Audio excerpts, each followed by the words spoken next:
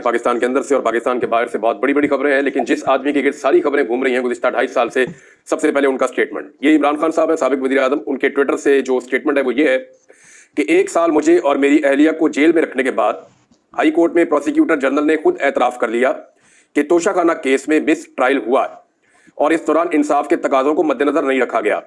ये एतराफ़ रियासत पर काबिज माफिया की जानिब से नैब के जरिए सियासी इंतकाम का एतराफ़ और हमारे निज़ाम इंसाफ पर बहुत बड़ा सवालिया निशान है। इस एतराफ़ के बाद मैं चेयरमैन नैब, प्रोसिक्यूटर जनरल और तफ्तीशी अफसरान और मुतल्लिका जजेस के इस्तीफ़ों का मुतालबा करता हूँ।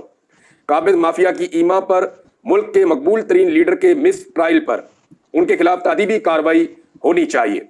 मुझे 5 झूठे केसेस में ऐसे ही मज़ायका खेज अंदाज में सजाएं दिलवाई गई हैं और मजीद 2 झूठे ट्रायल इसी स्पीड से चलाए जा रहे हैं ताकि मुझे हकीकी आज़ादी की तारीख से पीछे हटा सकें।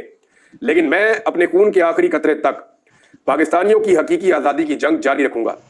26वीं आईनी तरमीम के बाद से हाई कोर्ट और सुप्रीम कोर्ट को कैंगरू कोर्ट्स बना दिया गया है और अब इनकी हैसियत सरकारी महकमों से ज़्यादा नहीं रही। अदलिया की ताकत को सलब कर लेने से मुल्क में इंसाफ का निज़ाम जो पहले ही मखदूश था बिल्कुल ठप हो जाएगा। कहा जाता है जमहूरियत खतरे में है। मुल्क में जमहूरियत है कहाँ? जमहूरियत का मतलब तो आज़ादी, कानून की हकमियत और इंसाफ की आज़ादाना फराहमी होती है, मगर मुल्क में जमहूरियत का कत्ल कर दिया गया है।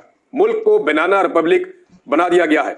इसलिए पाकिस्तानी कौम को कॉल दे रहा हूं कि यही वक्त है 24 नवंबर को ना सिर्फ खुद निकले बल्कि हर फर्द जिम्मेदारी लेकर लोगों को बड़े पैमाने पर मुतहर्रिक करने की तहरीक चलाए। इस तहरीक से हकीकी आज़ादी का ख्वाब पूरा होगा, वरना जिंदगी भर की गुलामी कौम का मुकद्दर बन जाएगी। अब नहीं तो कब, हम नहीं तो कौन। साबिक वज़ीर आज़म इमरान खान साहब का पैगाम, ये अडियाला से इमरान खान साहब का पैगाम आया। नाज़रीन, ये बहुत इंपॉर्टेंट है। सारी खबरें इमरान खान साहब के गिर्द घूम रही हैं और जैसे जैसे 24 नवंबर करीब आ रहा है हुकूमत के हाथ पांव फूल रहे हैं और हुकूमत ने क्या हरकतें शुरू की है वो भी मैं आपको दिखाता हूं। लेकिन सबसे पहले जो इंटरनेशनल फ्रंट पे इसी शख्स इमरान खान के साथ जुड़ी हुई खबरें हैं वो मैं आप तक पहुंचा देता हूं। 62 अरकान असम्बली ने अमेरिका के, आप उनको कांग्रेसमैन कहते हैं, तो अमरीकी 62 अरकान ने पहले खत लिखा था जो बाइडन को और उसका बड़ा चर्चा हुआ था। पाकिस्तानी हुकूमत पे उसका बड़ा दबाव आया था और यह खत इलेक्शन से पहले लिखा गया था। जो इलेक्शन हुआ अमेरिका में उससे पहले लिखा गया था और जो पाकिस्तानी गवर्नमेंट है उसने उसके बाद जनाब अपने पार्लियामेंटेरियन से एक लेटर लिखवा दिया। उसमें कई पार्लियामेंटेरियन हैं, उन्होंने साइन नहीं किए, किसी और ने कर दिए। उनके कई जो है बेचारे उनके 2-2 जगह पे साइन कर दिए गए, तो अजीबोगरीब काम किए गए। कईयों के नाम डबल लिख दिए, कुछ किया, तो इन्होंने भी अपने कुछ साइन करवा लिए थे फ्रॉड करके। लेकिन जो एक्चुअल सूरत हाल है वो ये है कि 62 अरकान ने पहले खत लिखा था तो पाकिस्तान के लिए बड़ी मुश्किल पेश आई थी और पाकिस्तान जो है वो सफाइयां देता फिर रहा था। और अभी जो है वो दोबारा मजीद 46 अरकान ने अमेरिकी सदर जो बाइडन को फिर से खत लिख दिया है और खत है जनाब पाकिस्तान में गैर कानूनी तौर पर जो गिरफ्तारियां हो रही हैं, खास तौर पर चेयरमैन पाकिस्तान तहरीक इंसाफ इमरान खान साहब की रिहाई का मुतालबा और उसके लिए इकदाम किए जाए। सियासी आज़ादियों की जो पाकिस्तान में बदतरीन सूरत हाल है उसका नोटिस लिया जाए और पाकिस्तान पे इस मामले में आवाज़ उठाई जाए। 100 से ज़्यादा बंदे अब हो गए हैं अमेरिका में जो अरकान है, उनके सिस्टम में बहुत ताकतवर लोग हैं, उनके कांग्रेसमैन।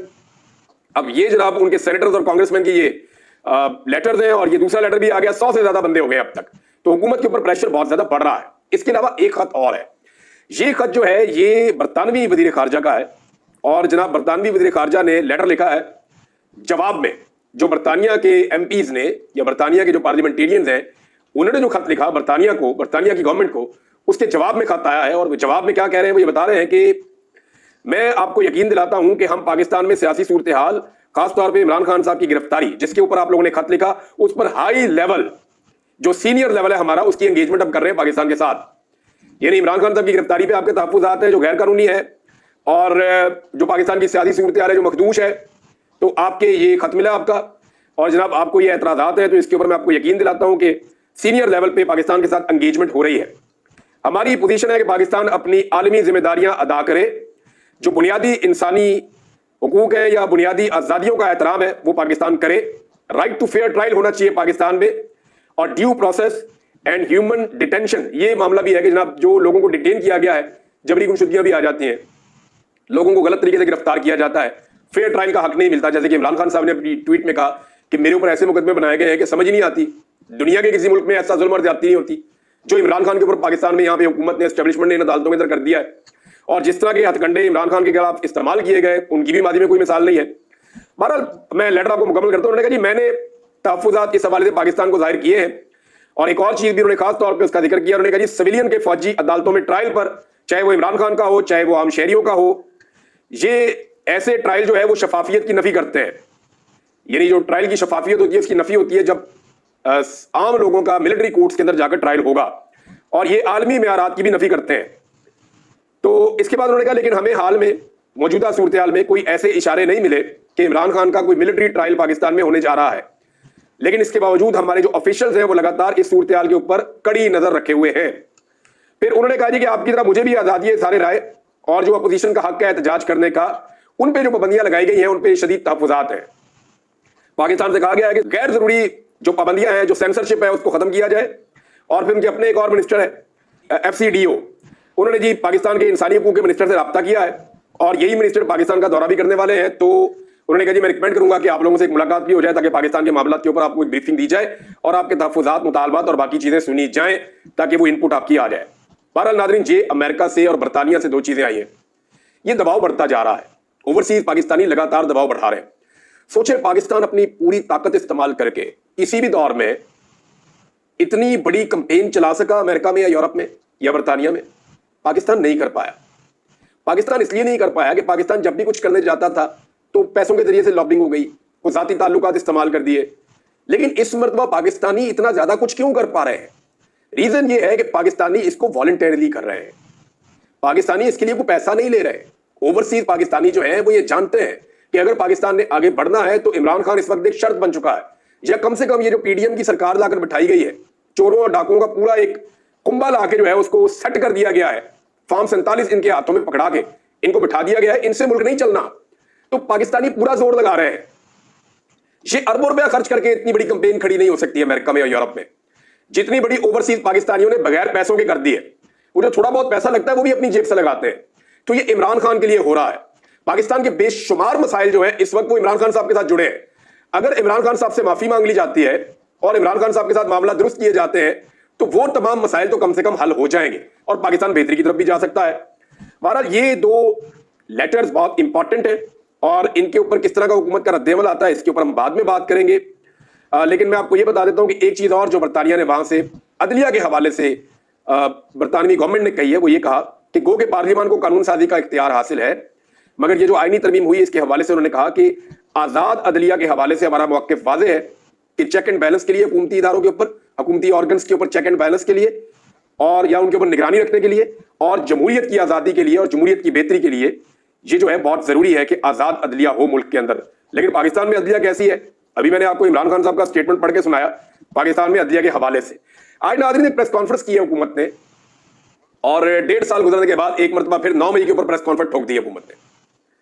यानी जब भी हुकूमत मुश्किल में फंसती है ना, या हुकूमत के पास कहने के लिए कुछ नहीं होता, तो हुकूमत 9 मई की गर्दान शुरू कर देती है। और 9 मई के केसेस की जो अदालत में दुर्गत बन रही है, कोई एक ट्रायल ठीक तरीके से नहीं हो रहा, किसी एक जगह पे पुलिस की तफ्तीश ठीक तरीके से नहीं हुई, पुलिस कोई सबूत अभी तक फराहम करने में मुकम्मल तौर पे नाकाम है और हर जगह पुलिस को और निजाम को, रियासत को, सबको रुसवाई हो रही है और किसी को ठीक तरीके से ट्रायल नहीं किया जा सका। अब इमरान खान साहब को उसमें फिक्स करना चाहती है हुकूमत। अब जैसे ही 24 नवंबर करीब आ रहा है तो हुकूमत खौफ फैलाने के लिए, जो मुझे समझ आई ये बात, हुकूमत चाहती है कि खौफ इतना फैला दिया जाए, 9 मई का दोबारा इतना तस्करा किया जाए, इतना ज्यादा प्रोपेगेंडा किया जाए कि लोग डर के मारे बाहर निकले ही ना।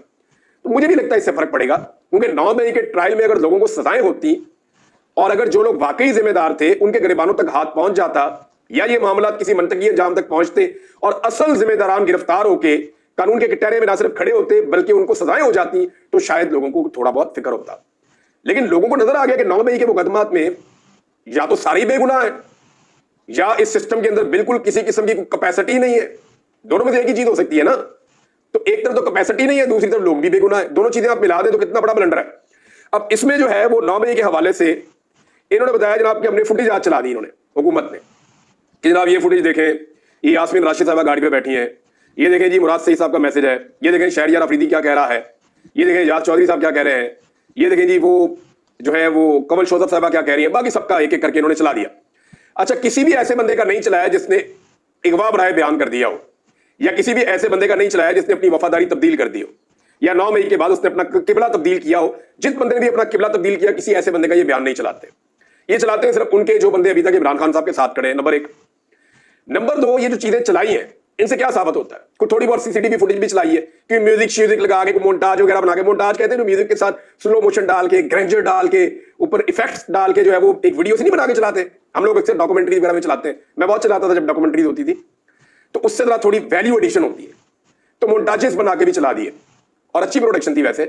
लेकिन मामला ये है कि यही मुतालबा इमरान खान साहब, अच्छा अब ये कह रहे हैं जनाब क्योंकि हमने ये फुटेज हम ले आए हैं तो इसको पेश ऐसे किया गया जैसे नए नाकाबिले तरदीद सबूत आ गए। ये हेडलाइन में आपको एक सुना देता हूं मीडिया की, नाकाबिले तरदीद सबूत सामने आ गए, इनमें एक भी फुटेज ऐसी नहीं है जो माजी में हमने ना देखी हो, एक भी ऐसी नहीं है, बल्कि बेशुमार मिसिंग है जो इसके अंदर और शामिल होनी चाहिए थी। एक भी ऐसी नहीं है जो माजी में ना देखी हो। तो फिर ये हेडलाइन कैसे चल सकती है कि नाकाबिले तरदीद सबूत सामने आ गए? कैसे चल सकती है? ये वैसे ही चल सकती है जैसे आजकल हेडलाइंस चलाई जाती हैं। 9 मई वाकयात के केसेस का जल्द फैसला सुनाया जाए, ये हुकूमत ने जनाब मुतालबा कर दिया है। और पीटीवी के ऊपर दोबारा से इन्होंने इश्तिहार चलाना शुरू कर दिए, जनाब अब मुल्क चलाया जाएगा, ये किया जाएगा, वो किया जाएगा, अल्लाह अल्लाह करके मुल्क संभाला था, ये मुल्क संभाला, मुल्क का बेड़ा गर्क कर दिया। इमरान खान के दौर से किसी भी एक चीज का मुवाजना करके देख लें, ज़र मुबादला के ज़खायर से शुरू हो जाए, डॉलर की कीमत देख लें, पेट्रोल की कीमत देख लें, घी की, चावल की, आटे की कीमत देख लें, आम आदमी की जिंदगी देख लें, बसों के किराए आप देख लें, दुनिया की कोई चीज आप उठाकर देख लें, दुनिया की कोई चीज आप उठाकर देख लें, इंसानों के खर्चे बहुत ज्यादा बढ़े और आमदन उनकी कम हुई है। ये हुआ पाकिस्तान में। या तो आमदन भी बढ़ जाती ना, लोगों की आमदन भी नहीं बढ़ी, खर्चे भी कम हुए, इन्वेस्टमेंट पाकिस्तान में हो कोई नहीं रही, लोग पाकिस्तान को छोड़ छोड़ के जा रहे हैं, तो जनाब बेड़ा गर्क तो इन्होंने किया है इस बीच में। तो अब ये कौन सी बेहतरी का जिक्र करते हैं ये मुझे समझ नहीं आती। मेरे ख्याल में मियां साहब जब बरतानिया में जाते हैं तो बरतानिया में उस एरिया को भी अपना पाकिस्तानी वो समझते हैं, उसकी तरक्की देख के मियां साहब कहते हैं पाकिस्तान तरक्की कर रहा है। और भाई इधर पाकिस्तान में आए, सड़कों में निकले, लोग आपको बताएं मियां साहब, लोग पाकिस्तान में आपको ज्यादा गंदे टमाटर, ज्यादा गंदे अंडे मारेंगे। आप आए जरा पब्लिक के बीच में, आप निकल के आए, पाकिस्तानी बच्चे आपको नहीं छोड़ेंगे जो आप लोगों ने इस कौम के साथ जुल्म और ज्यादती की है।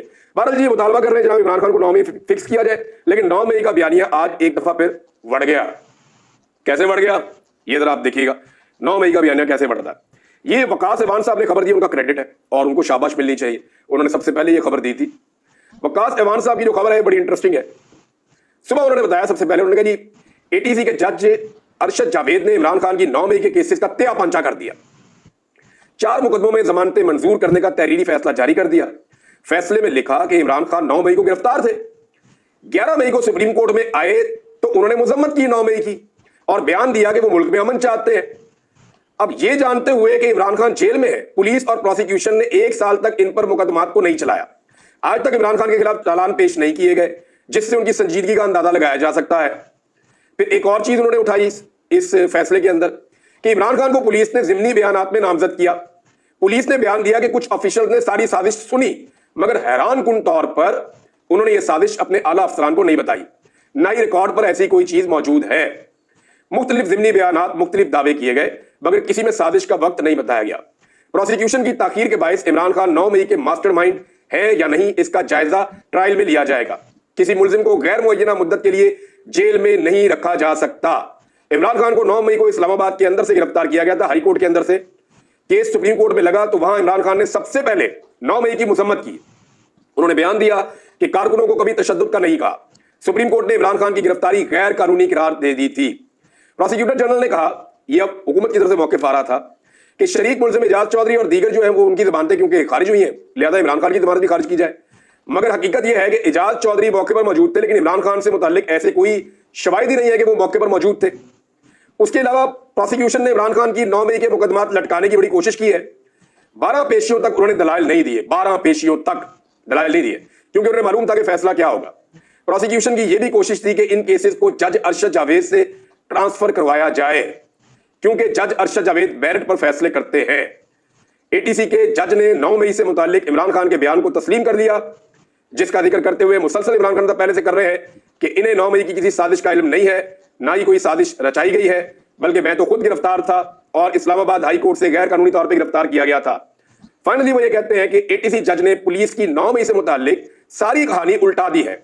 अदालत ने सवाल उठाया कि अगर पुलिस ऑफिशियल ने ये इमरान खान को 9 मई की साजिश करते देखा और सुना था तो क्यों अपने आला अफसरान को नहीं बताया और कोई एक्शन क्यों नहीं लिया। यह भी साबित हुआ कि प्रोसिक्यूशन के पास कहने को कुछ नहीं है, यानी जिस मामले पे लाके ये खड़ा करते हैं वो उसी दिन तबाह हो जाता है। मुझे ऐसा लगता है इस हुकूमत की किस्मत में एक बर्बादी है, बेइज्जती करवाना इनकी किस्मत में लिखा हुआ। आज ही इन्होंने प्रेस कॉन्फ्रेंस करनी थी, इतनी मुश्किल से टोटे जोड़ जोड़ के ये लेकर आए थे। अब इन टोटों को ले जाए ना, ले जाके किसी अदालत में दिखाएं। 1.5 साल से अदालतें कह रही हैं लाओ कोई फुटेज, कोई सीसीटीवी फुटेज, लेकिन नहीं लेकर आ रहे। इमरान खान 1.5 साल से मुतालबा कर रहे हैं, नहीं लेकर आ रहे।